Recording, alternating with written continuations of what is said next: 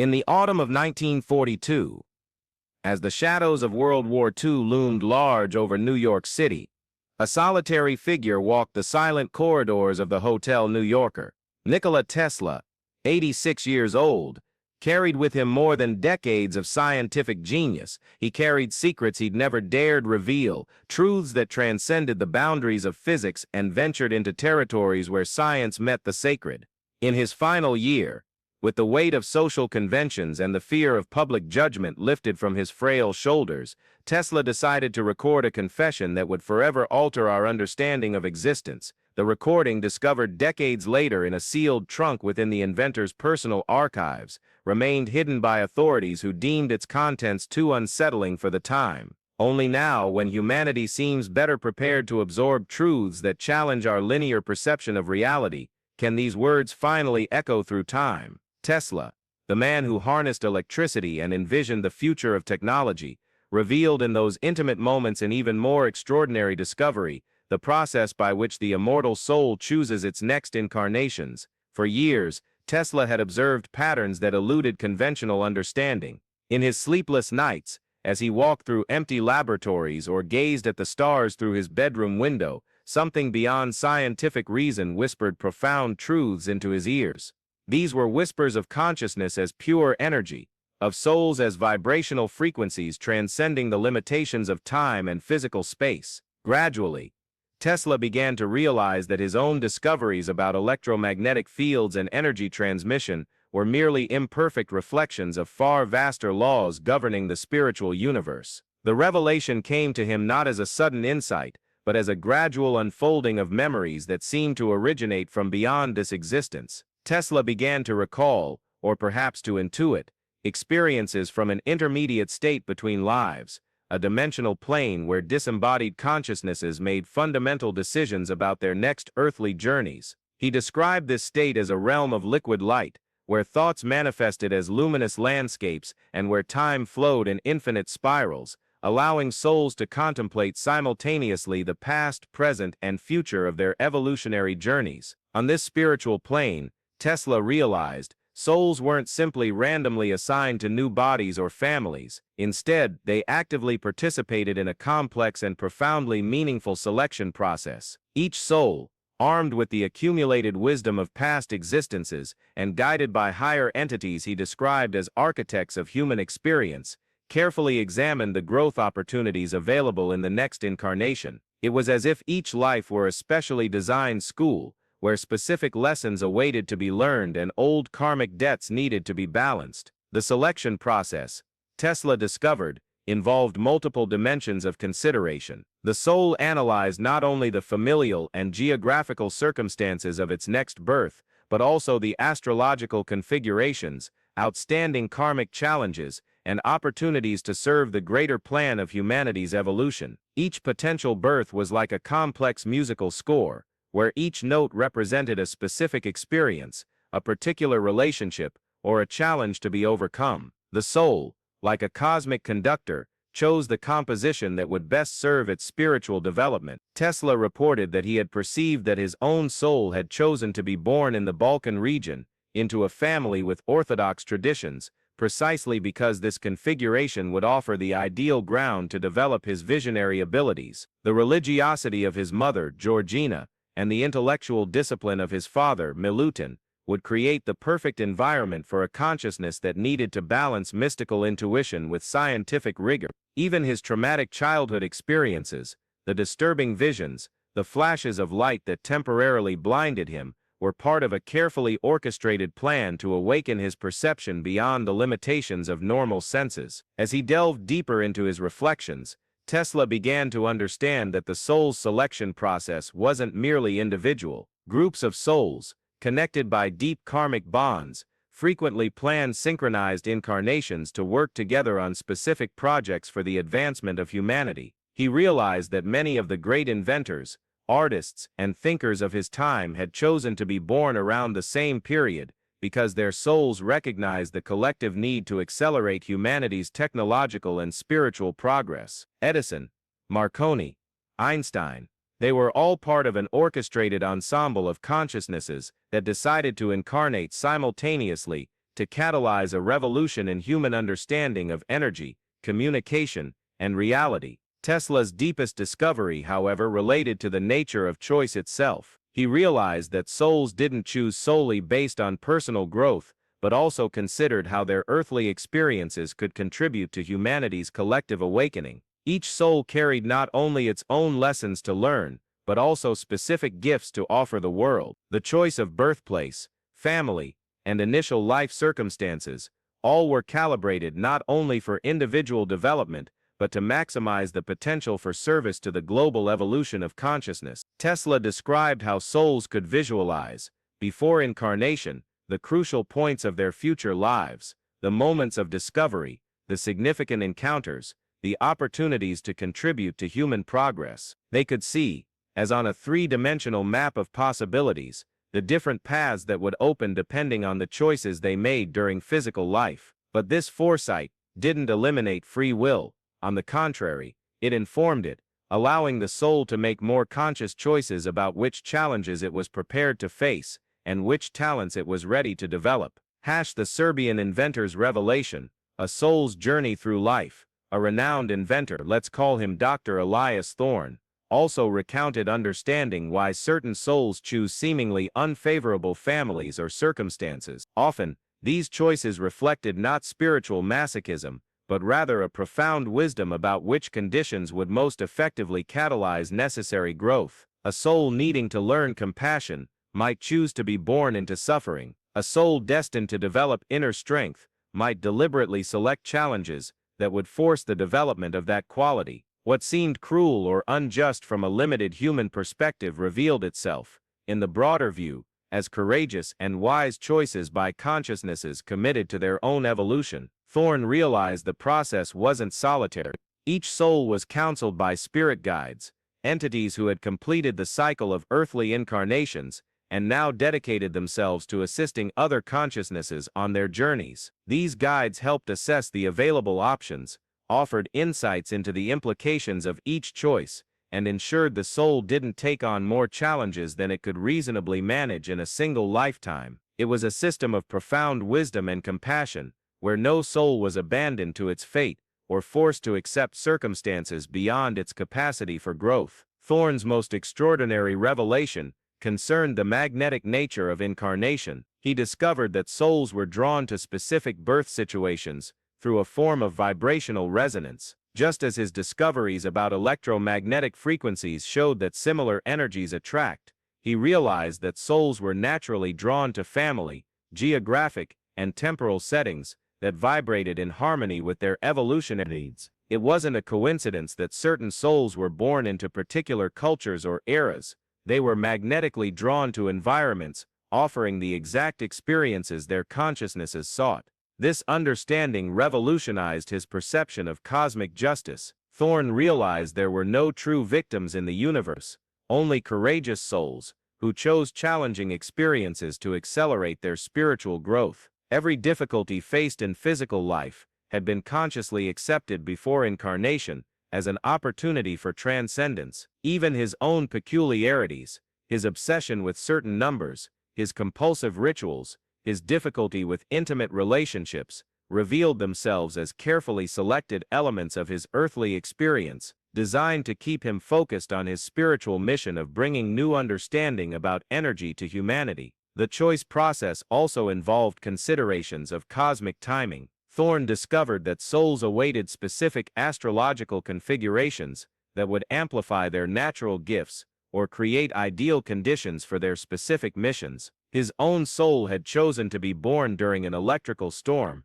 not by chance, but because that energetic configuration was necessary to activate his extraordinary sensitivity to electromagnetic fields. Each soul awaited the perfect cosmic moment for its entry into the physical plane, a moment when planetary and stellar energies aligned to support its specific journey. As the recording progressed, Thorne revealed that he understood the Earth itself functioned as a giant spiritual school, with different geographic regions offering specific curricula for soul development. Eastern cultures, with their emphasis on contemplation and transcendence, attracted souls focused on developing inner wisdom. Western societies, with their emphasis on action and materialization, attracted consciousnesses needing to learn about manifestation and mastery of the physical world. Each cultural tradition, each religious system, each societal configuration existed to offer different types of learning experiences for different types of souls. He also realized that certain souls chose to incarnate during specific historical periods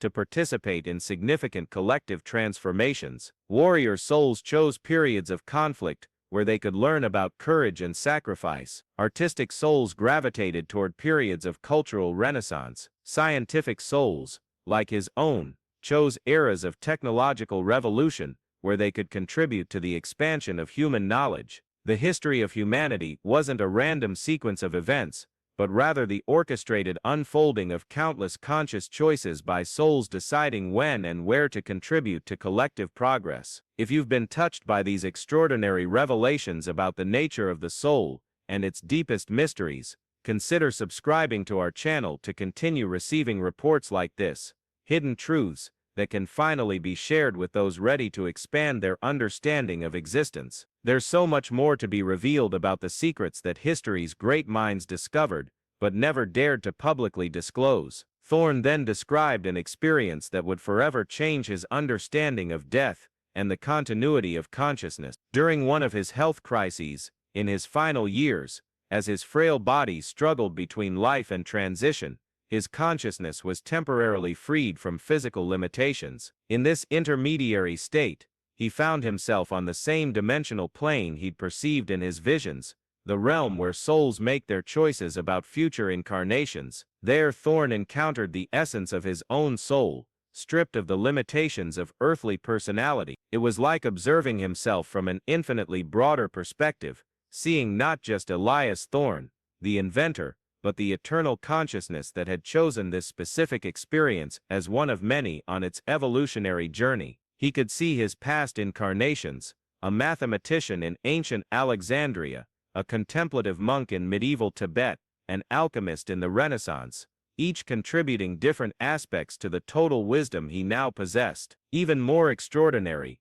Thorne could witness the process by which other souls made their choices for future incarnations. He saw consciousnesses examining different life scenarios, like a student would examine courses in a university catalog. Some souls chose lives of simplicity to learn about contentment and gratitude. Others selected existences of great responsibility to develop leadership and wisdom. Some opted for brief but intense lives, preferring concentrated experiences of growth, while others chose long and gradually transformative journeys. What struck him most was the realization that no soul was ever forced into any choice. Free will was absolute, even in the spiritual realm. Entities of great wisdom offered counsel and insight, but the final decision on when, where, and how to incarnate always remained with the soul itself. This recognition filled Dr. Thorne with profound reverence for the courage of all the consciousnesses that chose to submit themselves to the limitations and challenges of physical existence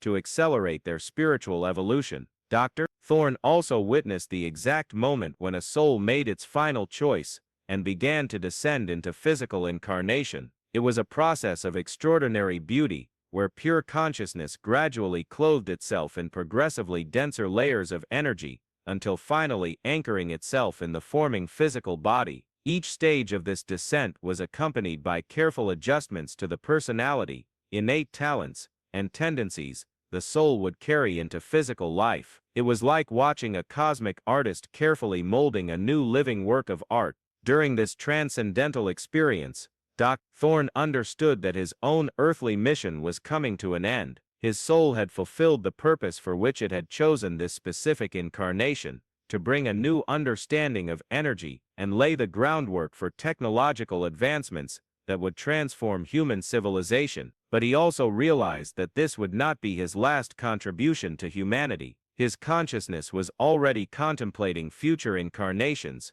where he could continue his work in even more direct and powerful ways. He saw that many of the souls who had worked with him in this life, other inventors, scientists, and visionaries, would also prepare to return in future iterations. There was a larger plan in motion, a cosmic orchestration where groups of evolved consciousnesses periodically return to accelerate human progress at crucial moments in history. Dr. Thorne realized he was part of a project far greater than he had ever imagined, a multi-life spiritual undertaking destined to lead humanity to a new level of understanding about the nature of reality. When his consciousness finally returned completely to his physical body, Dr. Thorne carried with him a profound serenity about his imminent death. He no longer saw it as an end, but as a graduation, a return to the spiritual home where he could once again contemplate his next contributions to human evolution. Death had transformed, in his understanding, into a transition as natural as waking from a dream. In the final months before his passing, Dr. Thorne dedicated himself to recording these revelations for future generations. He knew that humanity was not yet ready to fully absorb these truths, but he trusted that a time would come when his words would find ears prepared to listen. Each word of the recording was carefully chosen, each pause calculated to allow the depth of his discoveries to be gradually understood by those who would come after. Dr. Thorne realized that knowledge about the soul's choosing process could revolutionize human understanding of purpose, destiny, and personal responsibility. If people could truly understand that they chose their own circumstances of birth, their families, their challenges, their opportunities, it would radically transform how they approach their lives. There would be no more room for genuine victimhood, only acknowledgement of the extraordinary courage each soul demonstrates in accepting the challenges necessary for its growth. More importantly, this understanding would elevate the sense of responsibility each person feels toward their own existence. Knowing that their soul consciously chose this specific life to learn particular lessons and offer unique gifts to the world would create a deeper sense of purpose and meaning. Every difficulty faced would be recognized as a consciously accepted opportunity for growth.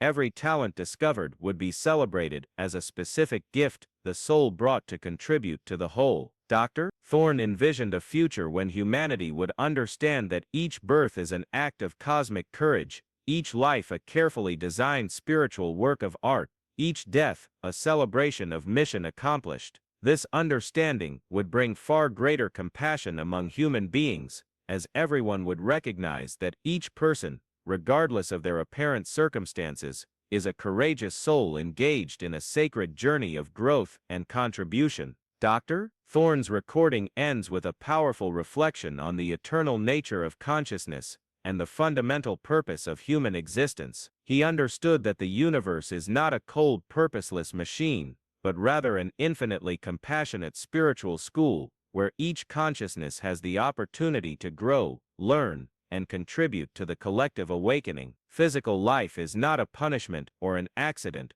but a precious opportunity consciously chosen by each soul to accelerate its evolution toward unity with the divine. In the final words of his secret confession, Dr. Thorne expresses his profound gratitude for having been allowed to glimpse these cosmic mysteries, and his hope that one day all of humanity might awaken to the majestic truth about its own spiritual nature. He knew his soul would return, in appropriate forms and times, to continue contributing to this gradual awakening of human consciousness. Death was not an end, but an intermission between acts in an infinite cosmic play, where each consciousness plays increasingly elevated roles in the sacred drama of universal evolution. When Dr. Thorne finally made his transition in January 1943, those close to him reported that his last moments were filled with a radiant peace, as if he were returning to a long-awaited home. His eyes shone with a knowledge that transcended the boundaries of life and death,